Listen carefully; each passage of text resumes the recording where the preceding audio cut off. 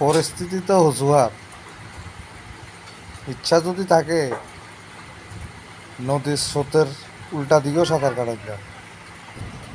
তেলযুক্ত খাবার আর তেলযুক্ত কথা দুটাই সুস্বাদু এবং মিষ্টি। 2 দিন অথবা 2 মাস কারোর সঙ্গে যোগাযোগটা একটু বন্ধ করে দিয়ে সব ভুলে যাবে। পাশে থাকলে সবাই আপনজন হয় না। নবাবের পাশে মির্জাবরও আসলে।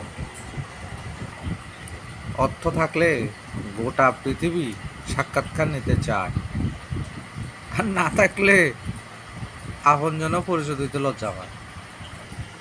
আজকে একটা খুব মজার ঘটনা হয়েছে। বাজার থেকে মাছ আনছি, তো মাছ যথারীতি কুটছে কাটছে দোন ছাড়া রান্ধি এলাম।